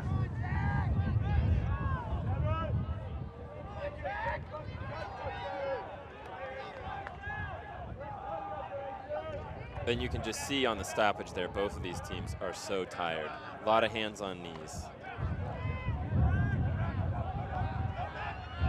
Menzies. Hassel. Sanka. Underhill, pick called. It's going back some distance. It's going to come all the way back to Hassel. Hassel's done a fantastic job of using his length in this game to just ruin the American marks. Pinpoint throws coming around big defenders. Yeah. And that's one of the powerful things about his throws is he's, a big guy can throw around a smaller mark. Yeah. He's throwing around big marks. And straight up field. Sanka. Yearwood. Nothing there. But no, Menzies on the inside out. Furious. Gets a lucky break. Oof. Some sloppy play from the Americans. Keeps Team Canada in 15-12. Here we see great fake here to set up the easy goal on the inside out. Yeah. I think when their offense wasn't working super well, what got Team Canada back into that point on offense, they started to do the little things right. They were clearing a little bit better. I saw 10 times as many more fakes in that last go at it than I did in the first 3 that where they turned it over. I think Team Canada needs to start especially having great footwork on the mark, and when they're throwing, if they're going to claw back into this one. The tough thing for Canada here is that they've been fighting the Team USA defense so hard that they had to bring in star defenders like Collins and Yearwood and Sorelia. They don't have those guys for this crucial D point.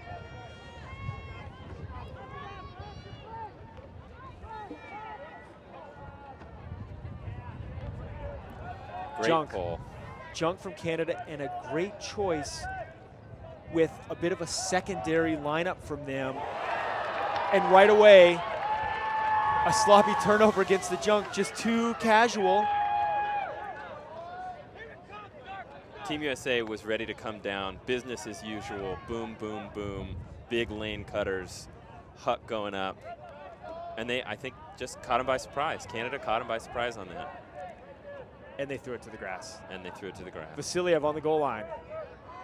Wants Collins, goes around, finds Doyle. Break, Canada, 15-13. And here's the energy. Yeah. It's do or die time for both of these teams. But Team Canada is a team that thrives on energy. Getting a break right there is really going to help them. They need to pour it on.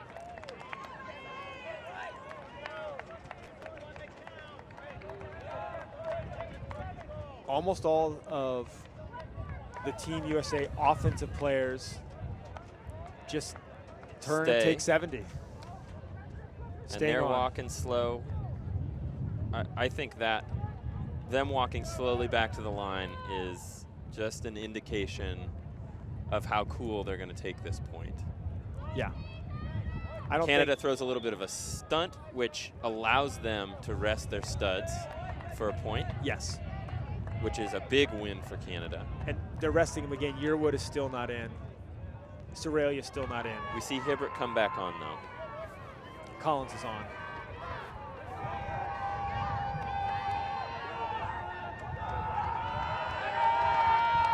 Schlag.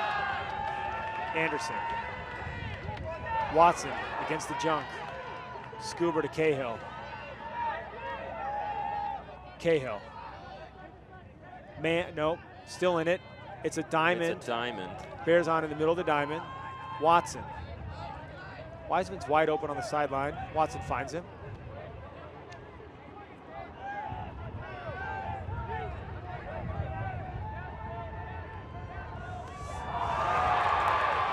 Vasiliev sneaks in for the block. Lee with the disc. Over the top. Doyle Goal again, Canada. 2 in a row. Team USA calls timeout. Too casual against that Junk. I think there was a stunt there that we might have missed and Team USA might have missed, which was... No, they're just too casual. Look, they just Watson is just standing there saying, I'm going to be open, just throw it to me. I think Canada came down in a traditional zone for the first 2 passes and transitioned Into that diamond? Which frees up, I think they went into a set where they were expecting man offense. And then by the time that swing comes around, Vasilyev's able to just kind of be sneaky up front. I think Revolver was expecting to see something and got caught by a trap. What Watson saw there, and this is characteristic of that furious Diamond D, is that he was looking at man-to-man defense on himself and read that as man-to-man defense on the field, that they had transitioned into man-to-man defense. But Furious was still playing that diamond. Also, Bo came in there with Vasilyev late in the point. Not really a position to help out. Canada within 1. Looked like this game was over. Cochran drops the disc to go up 16-11. Canada gets 2 quick breaks to make it 3 in a row. They're within 1 of Team USA, 15-14. Gut check time for both teams. And Canada has done it in the last 2 points by catching USA by surprise with junks. What are they going to do here? Do you go junk again? I think you go junk again, and what I look for is I still don't see Yearwood on the line. If you're going to play man, you bring in Yearwood because he is a great man-to-man defender.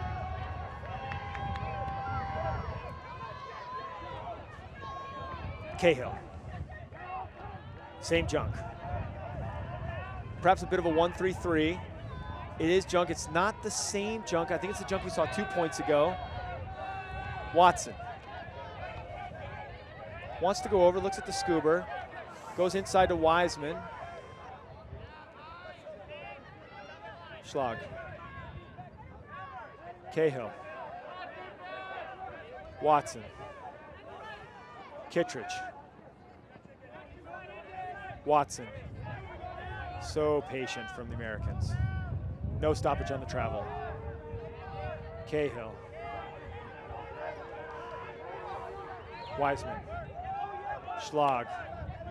Rasmussen. Very cool. So cool.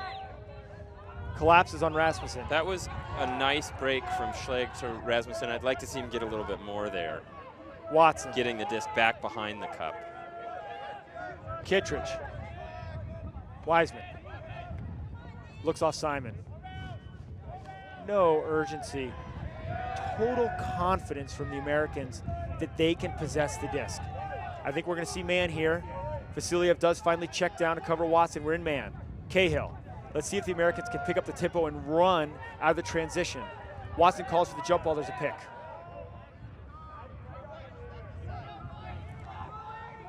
Cahill marked by Doyle. Kittredge and Hibbert set off about 15 yards. Watson and Vasilyev right behind. Kittredge on the IO. Foul from Hibbert. I think that's fatigue. I wouldn't think you would normally see Bo call that call. I don't either. I think he'd want to just motion back to Wiseman, run the give-go to the corner. Let's see if he can use that give-go move. He goes around to Simon instead. Watson reaches to Kittredge. Floater, it's going to be there for Kittredge. It's too high, and Hibbert comes in with a late block. Kittredge calls the foul. Crowd, pro-Canada the whole way. Incredibly really unhappy with the call. That is a tough call. Bo, I think, really wanted to dial up a big jump there. Misread it a little bit. Great block by Hibbert. And he lets the call go. Canada with a chance to tie. That was the right thing to do there. Gut check once again, Team USA. This time, though, giving Canada a full field to work with. They're definitely in a better situation here, able to apply their defense instead of with a quick pickup for a short field. Yep. But they have to dial it down. And Vasilyev takes a sub, and they bring in Pottinger. Going to the well. if I'm nervous the way Pottinger's thrown his forehand the second half of this game. Here he is in Coffin corner, defended by Watson. On the forehand side. Hughes. Hibbert comes through, defended by Kittredge. Liu. In front of Schlag. Liu. Huck. Simon with a chance for a block. Great D by Adam Simon. Up huge. Wiseman. Cahill. Americans are on the run. Rasmussen. They slow it down. Watson. Kittredge going out. Foul called on Pottinger. Watson threw it right to Doyle. That's a tough play. I think shades of Vancouver here with this crowd, where they're going to boo every American, any American call, they're going to boo it, regardless of merit. I'm not convinced that there wasn't a foul there. I think Oscar's argument is, but you threw exactly what you wanted. Right to our guy. Right to our guy.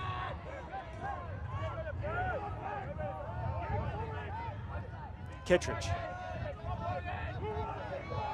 Cahill.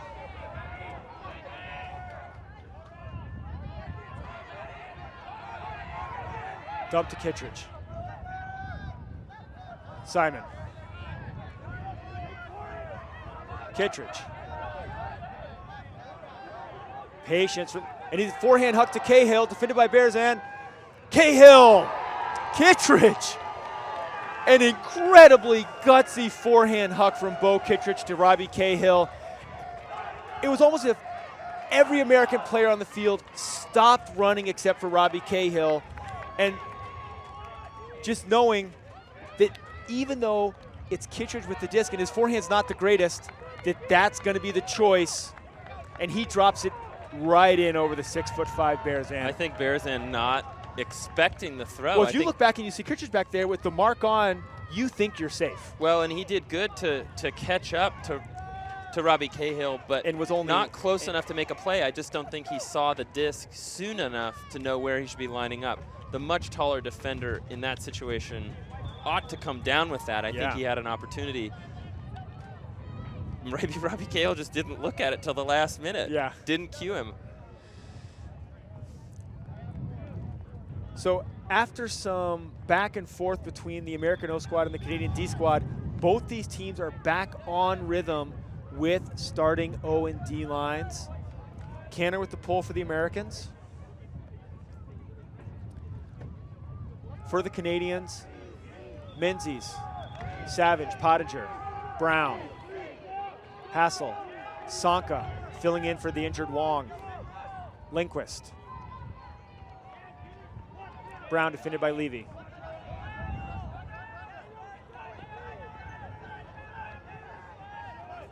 Savage.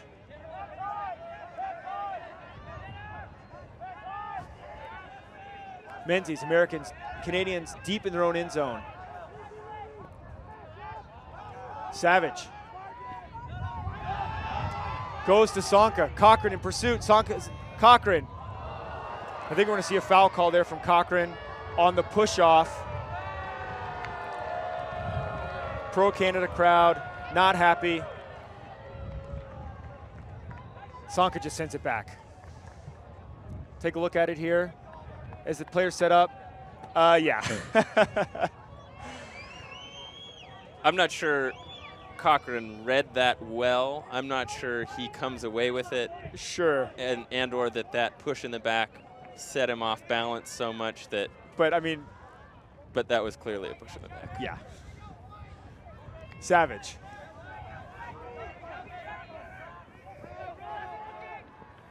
Canner on the mark. Menzies though finds Savage. Sanka. Lindquist underneath. Hassel going out open. Lindquist doesn't look at him. Dump to Menzies.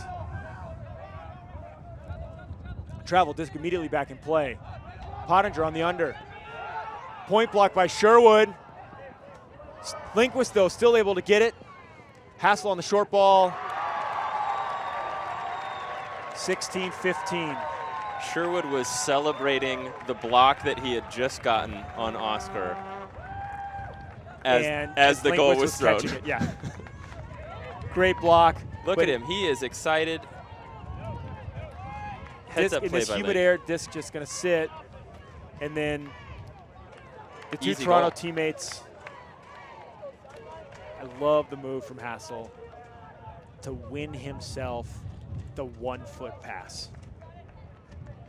So tempting to make the big open field cut, ask for the 15, 20-yard swing, back corner, away throw. And they've thrown that away, I think, twice, maybe 3 times in that Everybody game on throws that the pass away. same situation. Yes. But here, I mean, just one move right there, inside of Chapman.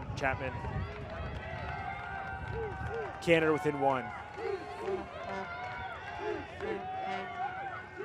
Canada's running the same defensive line that we saw them using when they went on their little run against to bring this game close again. The only exception is we do have Yearwood in. Might be a predictor of man-to-man D. Man is the essential nature of this Canadian team. Do they stick with the zone? I think game on the line here. It's man. It's all man. It's zone. And it's zone. Cahill to Watson. Last point, the Americans beat this with just excruciating patience. Kittredge, Wiseman. Pick called here Not sure what the... by Doyle. Wiseman. Gonna go back to Cahill.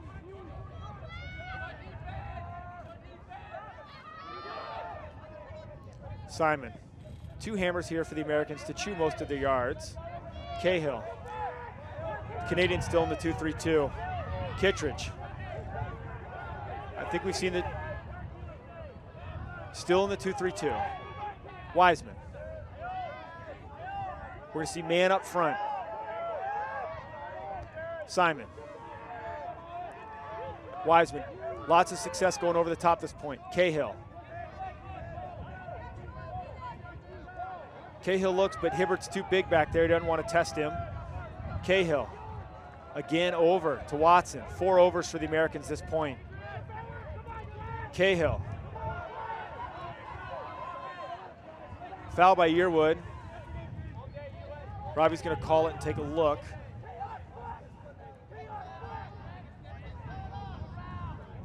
Simon on the high side of the field. Open, but Hughes lurking. Violation called.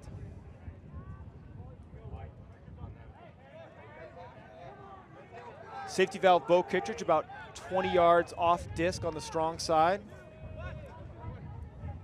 Doyle steps down and defends Watson, and miscommunication gives Furious a chance Canada to tie. with an opportunity. And what an opportunity right Collins away. with the Huck jump ball. The big Hibbert in there. Block, but Hibbert Oh! on his disc. 16-16. Team Canada ties. Morgan Hibbert, what a heads-up play. And Doyle just got enough of a piece of it to mack it into the end zone. Catch your D's. Catch your D's, folks. That was a gutsy but wrong decision By by Andy Collins Collins. to throw that flick. Terrible choice, terrible throw. Wow. Watson's going to get the block. Wiseman. And the much taller Morgan Hibbert not really going in hard into that pack. I think he saw that as the disc was coming down, he wasn't going to get there. Right place at the right time. 16-16.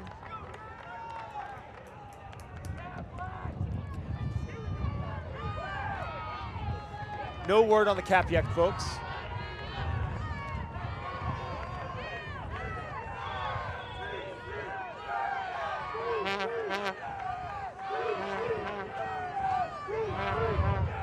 For Team USA, Rasmussen, Schlag, Sherwood, Watson, Cahill, Kittredge, Simon. For the Canadians, Collins, Hibbert, Doyle, Menzies coming over from the O-line, Yearwood, Liu, Pottinger. The Canadians bringing in some offensive handling firepower should they get it. Wow, Andy Collins, great pull. Great pull from Collins. Cahill, 10 yards deep in his own end zone.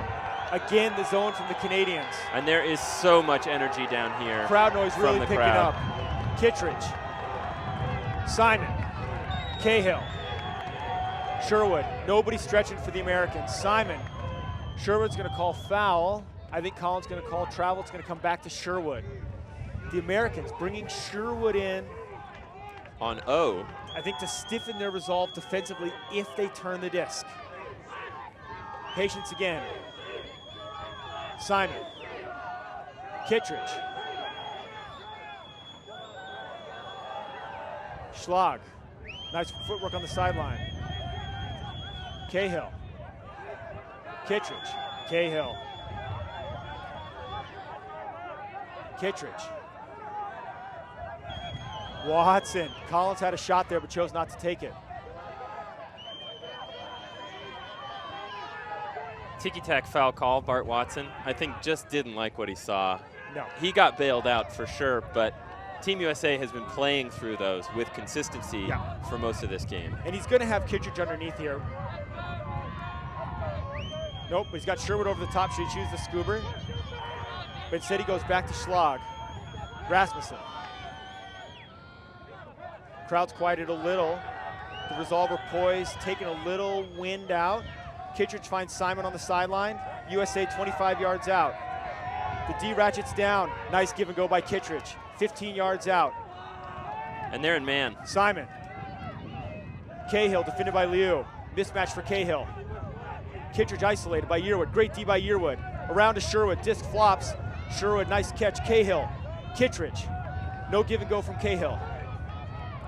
No motion for the American offense. High count. Finally, Simon, free, open, late. They're calling stall. Everybody saying he got it off. Kittredge saying whatever. Mostly stone-faced, Yes. Bo Kittredge. It's going to come back to Kittredge. High count. He does have Cassidy deep in the end zone, but the massive Hibbert's lurking back there.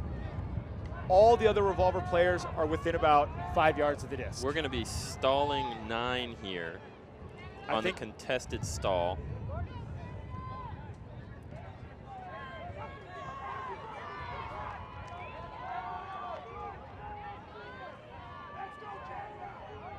Still some discussion down on the field.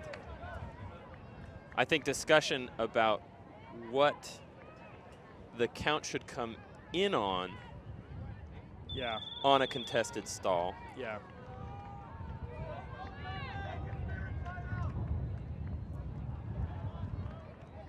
I think we're finally coming back into play. Kittredge brings his attention to his team, starts directing traffic. Furious sidelines start making noise. Nice pass to Cahill. Around to Kittredge. 17-16.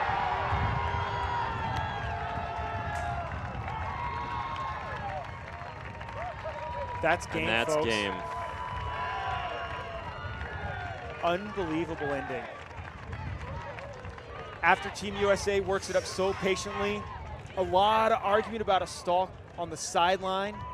Team USA maintains possession. Great choice to Cahill here. And again, we see that give and go move from Kittredge. It's so deadly. I think, and I'm a little bit surprised. Very anticlimactic ending. Anticlimactic, and I actually think Liu had a case that Robbie Cahill took a step well before that disc was tapped in. Gave him an advantage going to the disc. I'm not convinced he wouldn't necessarily catch it anyway. Very similar ending. So hard as a defender there to get that So step. hard to get that step on Bo when you're on the wrong side. Yeah, because you don't want to give the cone. Absolutely not. Not with Robbie Cahill, Mr. Break backhand. Yeah. With the disc, but oof. A tough, tough ending for Team Canada after clawing their way back in this game. Whew.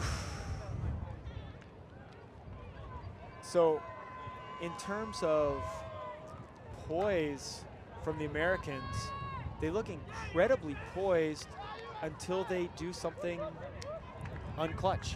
Uncharacteristically stupid, maybe. Yeah, or not focused, like the Simon forehand in the back of the end zone, or Kittredge jumping for a high ball that he doesn't need to go up and get. And credit Canada for making good on those little opportunities that they got. It doesn't matter how that Bo jumps early on that play down in the end zone here unless Morgan Hibbert is there to lay out huge and take advantage and get a big block. But what we look at here for Team USA is a team that, this is going to sound, I think, a little harsh, brought all the window dressing of confident, calmed, poised possession play, but then struggled to deliver on that promise. However, I want to credit them for making big strides in that department at this tournament and throughout that game. Yeah. I think we finally saw what they're capable of with nasty handler defense. And great transition And great transition O. Yeah. They are going to have to bring that kind of sustained performance in the finals, certainly. Yeah, against a big Great Britain team. Against a big Great Britain team who will, similar to what Canada did, really take advantage of your mistakes. Sure. They work hard on defense. Yeah. They follow the play. I mean, I think hustle in both this game and in what's going to be the Great Britain USA finals, I think the advantage hustle is not with the Americans. Not with the Americans. Which means, in my opinion, that their not game, the hustle, but the scrappiness. The scrappiness. Yeah. That their big guys and their sort of surrounding pieces are going to have to start clicking, maybe even on offense in particular, a little bit more than we've seen. However, their defense has dialed into a next level here that may be very well, like, too much to overcome for the Britons. Sure. I mean, when you credit this win for the United States, you definitely credit their D team building just enough cushion to sustain them as their O squad struggle down the stretch. And I think that's what gets championships won. Yeah. You love, in some of the days of your ultimate. Sure. That turnoverless offense won you games. I think in today's brand of ultimate from North America, if you were going to brand it, hard-nosed D wins championships. Yeah. And USA really putting themselves in a position here to do something that hasn't been done for a USA team, for a club team representing Team USA for a long time. Win this tournament. Win this tournament. Bring home the gold back to the United States where the sport was born. Before we wrap up this for this game, let's players of the game. I'm calling dibs. Go for it. Mark Sherwood. That was my pick. But no, it's not. That's my pick. That's your pick. Please, explain. They win this game on defense. Who played sick on D? Mark Sherwood. Mark Sherwood. Huge blocks. Great in transition. Bringing the pace with his legs on offense once Revolver gets the disc. And almost perfect decision making. Yeah. Even so much so, they bring him in for an offensive point late in the game. Yeah. They put a lot of faith in his abilities. Yeah. How about you? I'm going to give it to Morgan Hibbert for Team Canada. I think great pick. Embodied. I mean, like both, we got to go D&D for both these teams. Absolutely. Sure. But he embodied what I think kept this Team Canada team in the game, which was hustle, tenacious D, and really opportunistic D. Now, I think for that D team for Team Canada, I could have spread it out to any number of guys. Sure.